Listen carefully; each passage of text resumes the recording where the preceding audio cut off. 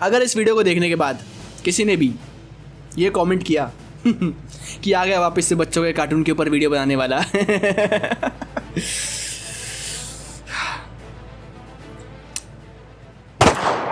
देखो भाई साहब, ये हमारे चैनल की एक नई सीरीज है जिनके अंदर हम लोग कार्टून्स, जी हाँ मैं बात कर रहा हूँ कार्टून्स के बारे में, उन कार्टून्स को जो कि आप बचपन में देखते थे उनके अंदर से कुछ ऐसे एपिसोड्स जो कि बहुत ही ज्यादा धांसू थे, ऐसे एपिसोड जिनके अंदर या तो आपको कुछ बहुत ही खतरनाक चीज सिखाने की कोशिश की गई थी, ऐसे एपिसोड जिनके अंदर कुछ बहुत ही ज्यादा कंट्रोवर्शियल था, या फिर ऐसे एपिसोड जिनके अंदर कुछ बहुत ही अलग और हटके चीज थी। ऐसे एपिसोड्स के बारे में हम इस सीरीज के अंदर बात करने वाले हैं। Welcome to the first episode of the series and आज जिस शो के बारे में हम लोग बात करने वाले हैं उसका नाम है निंजा हथौड़ी। देखो, निंजा हथौड़ी का ये एपिसोड आप लोगों ने शायद देखा हो, शायद ना देखा हो। मैं अज्यूम करके चल रहा हूं कि आप लोगों ने नहीं देखा होगा, इसीलिए मैं आपको इस एपिसोड की कहानी साथ में एक्सप्लेन करते हुए चलूंगा ताकि आपको कोई कंफ्यूजन ना हो। देखो, कहानी शुरुआत होती है क्लासरूम से। क्लासरूम में केनिची को उसके टीचर बता रहे होते हैं कि कैसे जो नेचुरल रिसोर्सेज हैं, फॉर एग्जांपल पानी हो गया या फिर पानी से बनने वाली बिजली हो गई या फिर कुछ रिसोर्सेस हो गए, जिनका हमें संभल के इस्तेमाल करना चाहिए ताकि जो हमारी आने वाली जनरेशन है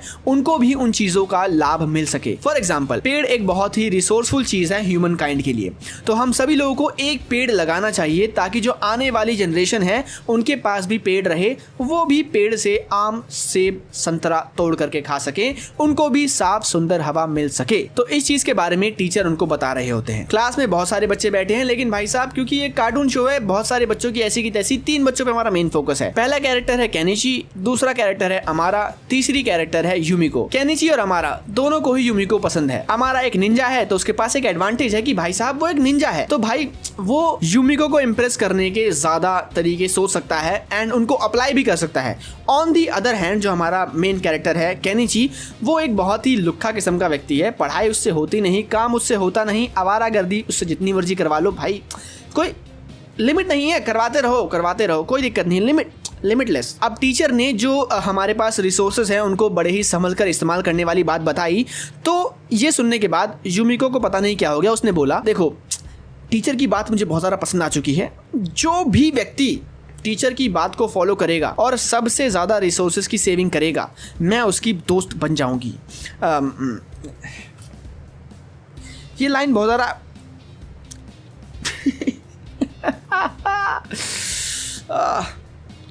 ये लाइन मुझे पता नहीं क्यों ऐसा लगा कि जैसे रियलिटी बताने की कोशिश कर रही है। देखिए दोस्तों, पहली सीख यहाँ पर हमें मिलती है, लड़कियाँ हमेशा उसके पास जाती हैं जिसके पास लकड़ी हो। आप अगर नहीं समझे तो मैं आपको बताता हूँ। पुराने समय में लकड़ी को इकट्ठा करना एक बहुत ही ज़रूरी चीज़ मानी जाती थी, क्योंकि अगर आपके पास लकड़ी है तभी आप आग लगा पाओगे, और अगर आपने आग लगा ली तो आप हैं सेफ।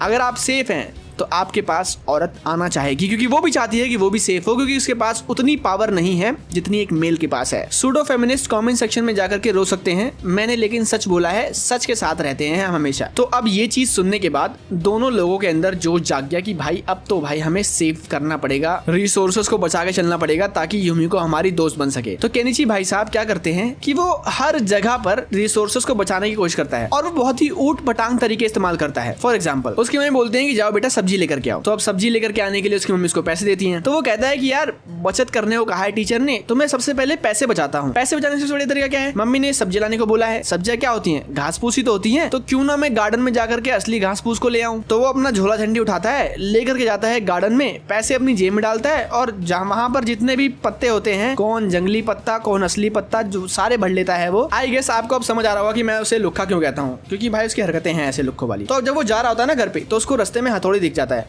हथौड़ी उसके पास आता है और बोलता है कि भाई तू ये क्या कर रहा है, ये तो अपने झोले में घास फूस लेकर के कहाँ जा रहा है। तो बोलता है मम्मी ने बोला है भाई लेके जाने को सामान, तो मैं ये लेकर के जा रहा हूँ, सब्जी लाने को कहा था मम्मी ने, तो मैं ऐसे सब्जी लेकर के जा रहा हूँ मम्मी के पास। अब देखो ये बच्चों के लिए शो है, तो हथौड़ी ने जिसमें बोला होगा वो तो लोग बताएंगे नहीं, लेकिन हथौड़ी मैं मानता हूँ कि मन ही मन में उसने 3-4 गालियां जरूर बकी होगी इसको। और गालियां बकने के बाद, क्योंकि अब वो मेन कैरेक्टर है, निंजा है, समझदार आदमी है, तो वो कहता है चलो मैं तेरे को सिखाता हूँ कि बचत करने का असली मतलब क्या है। वो यहाँ पर क्या करता है, उसको बताता है कि भाई साहब ये जो तुम कर रहे हो ये बेवकूफी है, ऐसे नहीं होता है कुछ भी। वो उसको घर पर लेके जाता है और एक पेड़ काट लेता है। पता नहीं कौन सी बचत सिखाने वाला है पेड़ काट करके। वो तो पेड़ काटता है और अपने घर के पास लेकर जाता है गार्डन में, मतलब अपने घर के गार्डन में, बेसिकली उसका प्राइवेट जो गार्डन है। हाँ, जापान में होता है ऐसा भाई, प्राइवेट गार्डन भी होता है लोगों का, ठीक है। तो लेकर के जाता है वहां पर, उस पेड़ को तुरंत काट के एक झोपड़ा बना देता है और कहता है कि आज हम लोग इसमें रहेंगे। तो रहेंगे तक तो ठीक थी बात, रह लेंगे भाई, बिल्कुल रह लेंगे। लेकिन वो अपने कपड़े उतार लेता है, ठीक है, अपने कपड़े उतार ले, कोई बात नहीं।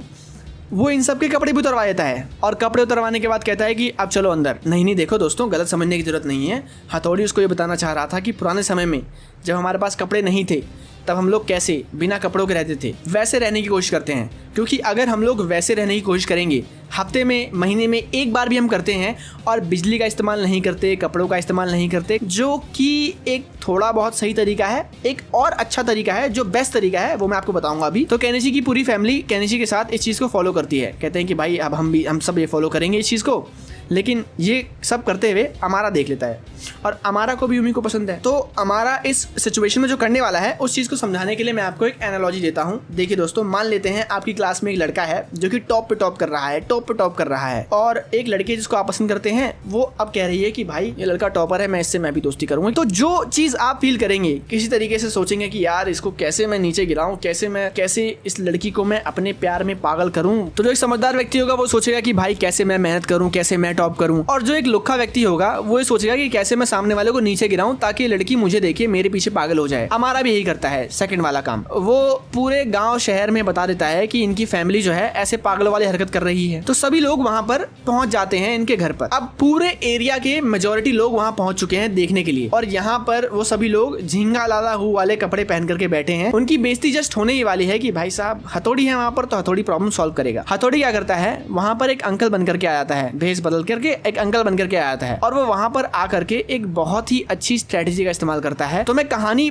आगे बढ़ाने से पहले आपको उस चीज के बारे में बताऊंगा। वो चीज कुछ ये है कि आपको कभी भी अगर एक भीड़ दिखे और वो भीड़ कोई डिसीजन ले रही हो, तो मेजोरिटी ऑफ द केसेस में आपको ये चीज हमेशा दिमाग में रखनी है कि भीड़ जो होती है वो बेवकूफ होती है और उनके अंदर दिमाग 4 पैसे का भी नहीं होता है। वो गलत डिसीजन ही लेगी और उनके ओपिनियन को चेंज करना भी बहुत ज्यादा आसान है। तो इस चीज को आप दिमाग में रखना। और अब मैं आपको बताता हूँ कहानी में क्या होता है। तो वहां पर भीड़ इकट्ठा हो गई है और वो लोग जस्ट बोलने वाले ही हैं कि यार क्या बेवकूफों वाली हरकत कर रहे हैं लोग। लेकिन तभी वहां पर हथौड़ी भेष बदल करके आता है, एक बुजुर्ग व्यक्ति बनकर के आता है। वहां पर हथौड़ी अपना दिमाग चलाता है और आते ही जो पॉजिटिव्स हैं उस चीज को करने के, उस लाइफस्टाइल को जीने के जो पॉजिटिव्स हैं उस चीज के बारे में बोलने लगता है। क्योंकि मेजोरिटी केसेस में भीड़ बेवकूफ होती है और वो एक दिए गए सिनेरियो को तुरंत देख करके तुरंत जज कर लेती है। यहाँ पर क्या हुआ कि वो पैटर्न ब्रेक हुआ। यहाँ पर हथौड़ी ने उनको जो चीज उन्हें सोचनी चाहिए थी, जो चीज उनके अंदर लॉजिक से आनी चाहिए थी, उस चीज को हथौड़ी ने अपने आप as a thought, as a conversation present कर दिया। और क्योंकि वो एक बुजुर्ग व्यक्ति ने प्रेजेंट किया है